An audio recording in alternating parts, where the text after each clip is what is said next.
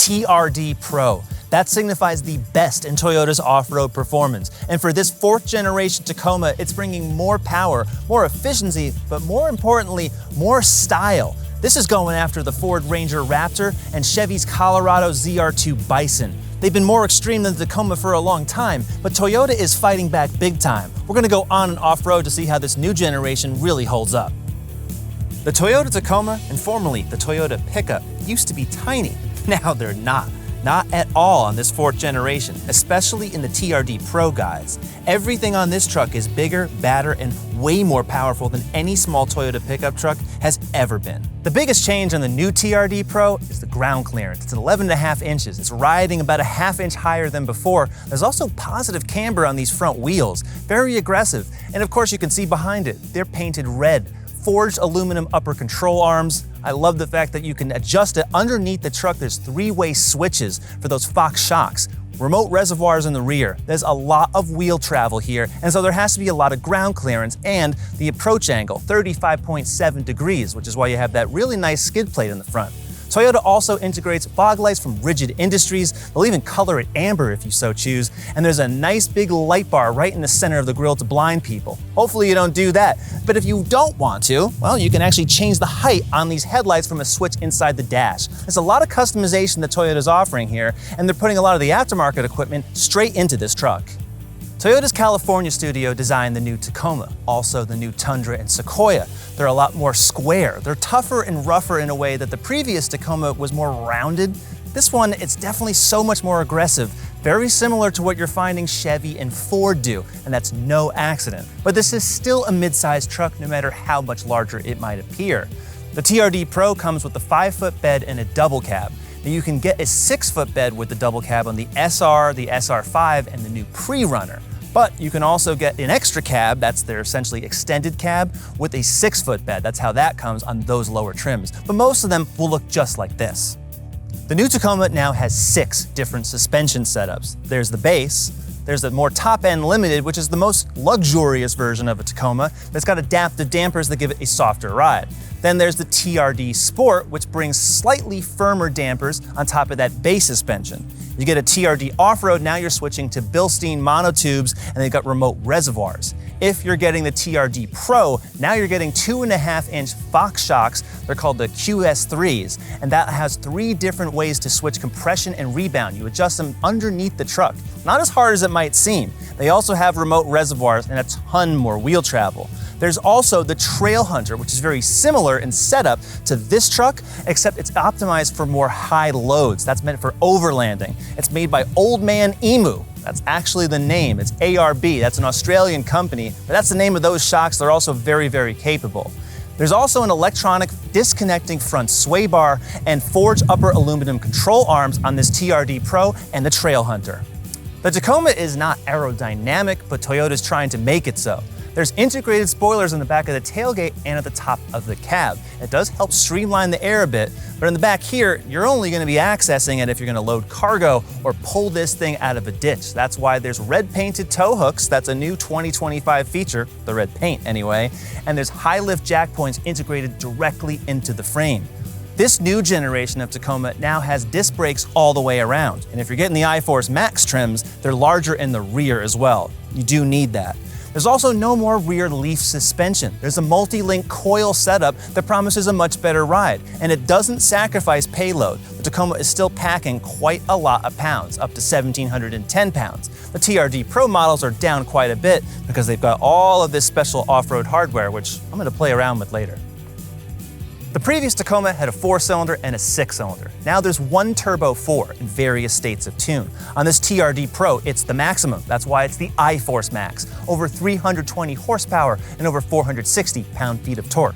Most Tacomas, the cheaper ones anyway, will just get the regular iForce, still decent numbers over 270 horsepower unless you're getting the base SR. They detuned it a bit.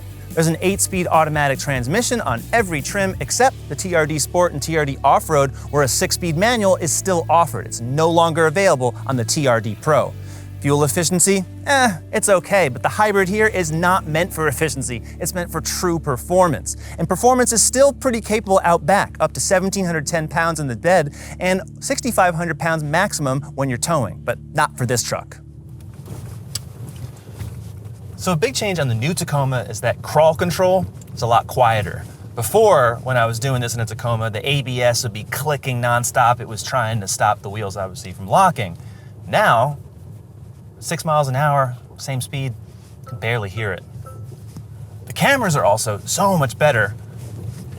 The screen is so much larger, so as you're driving off-road, you can see everything to the side, ahead of you. I can see the pitch and the roll angles right here on the screen. And what's also nice is that crawl control works in 4 high, not just 4 low. And everything now is down here in the console as opposed to the rotary switch that was up here.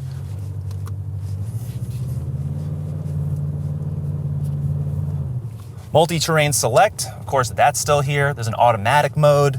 There's also dirt, sand, mud, deep snow. That's fun to see.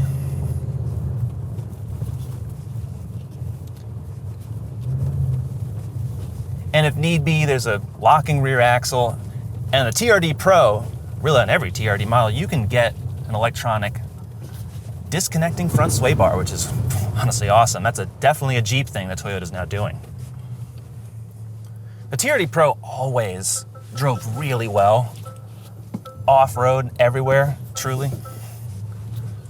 But now, honestly, it's getting the capability of a Raptor. It's kind of insane. It's higher. There's so much more clearance, and these seats, they actually do what they say they do. I am not bouncing around. Having all that extra torque without having to go to 4 low is nice. And honestly, like, it is actually kind of amazing how stable I am in the seat. Like, I almost see the truck moving around my arms here, but my body is not being thrown every which way. It's actually pretty cool. Now the Fox shocks take up a lot of the bumps. They got remote reservoirs in the back. So this suspension setup is way more aggressive than anything Toyota had before.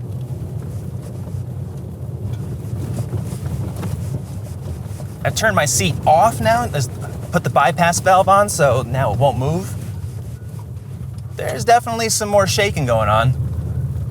But these seats are still really comfortable, so you don't have to get seats like these. You just really need a great suspension to start, which the Tacoma has.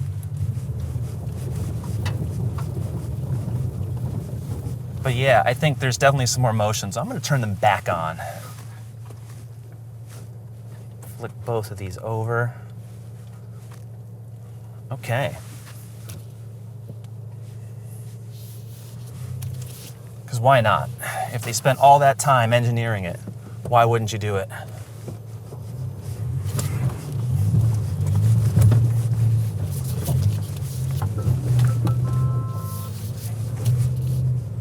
Love that.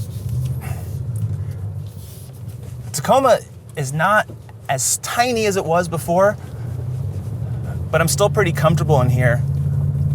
I just wouldn't want to go any bigger, truly, for tight trails, because then it becomes more like a full-size pickup truck where you need that real open space.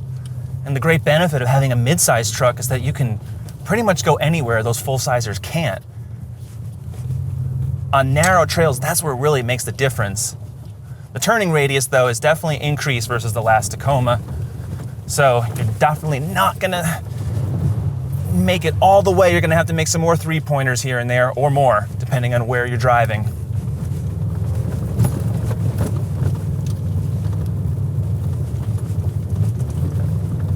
It's just delightful. It really is.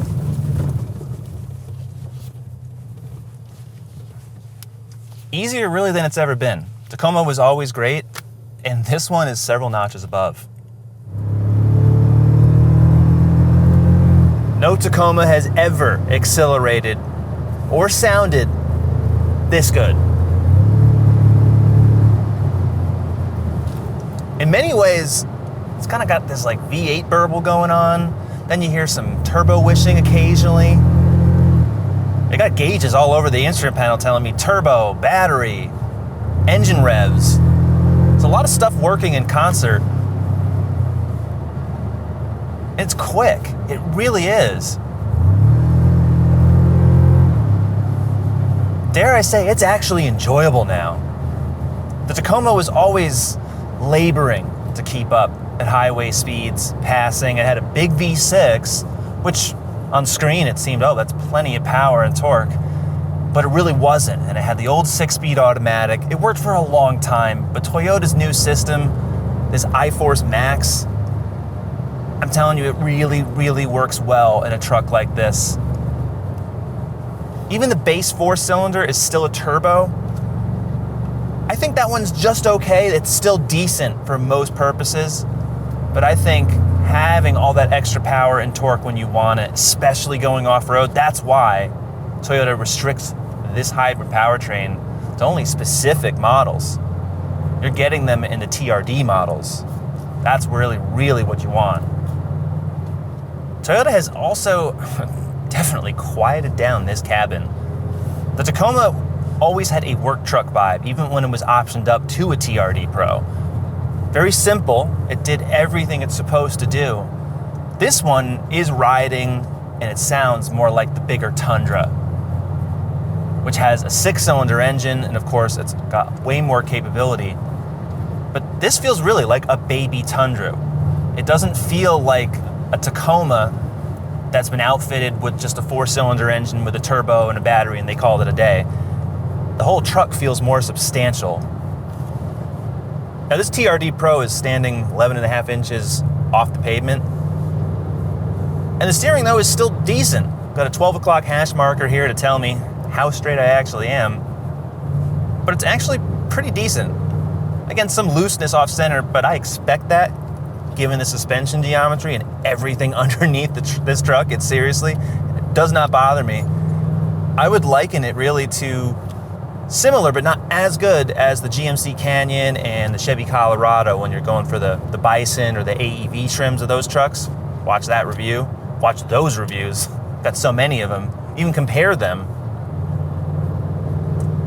So while the GM trucks steer a little better, I think the quietness in here more than makes up for it.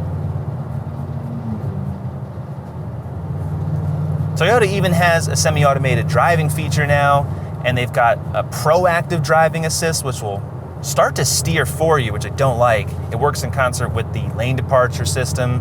I've turned that off, but that is a new Tacoma feature. So it is helpful that so many electronic aids are on board, and yet, if you still want to use a 6-speed manual transmission, Toyota will do that on the lower trims. So not everything has to be fully automated. I am surprised though, given the size of the tires, how high we are off the ground right now. Wind noise is pretty good. And to be honest, these side view mirrors are a lot more streamlined than I was thinking they would be. They have the appearance of a car. I think that definitely helps, as opposed to having really blocky, aggressive looking mirrors. I think this is the better move for wind.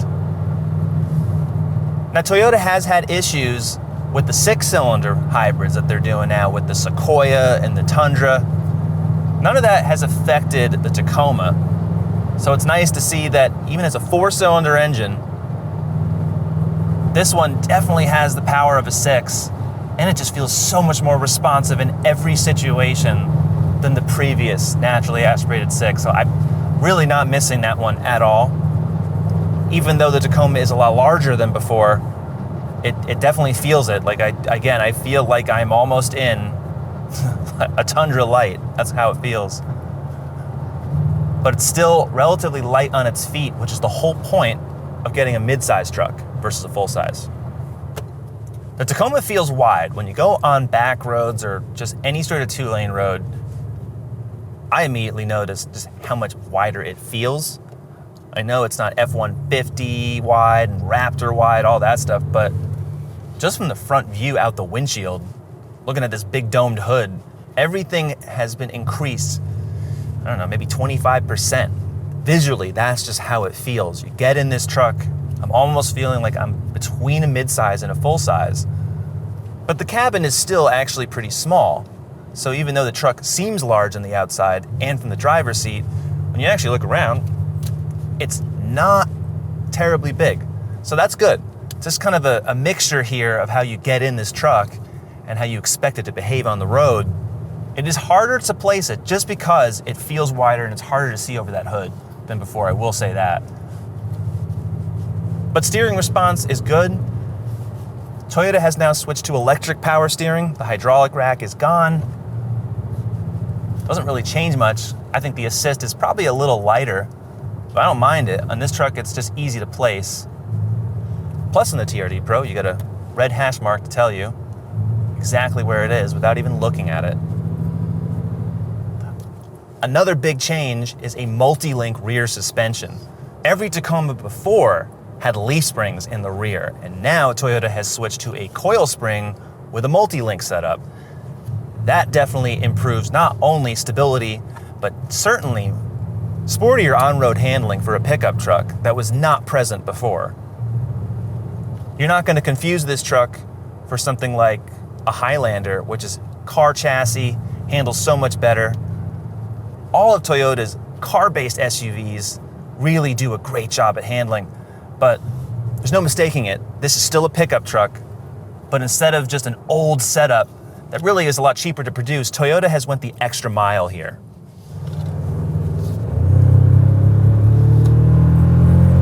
Man, the Tacoma never did moves like that, I'll tell you. This feels like a totally different type of pickup truck.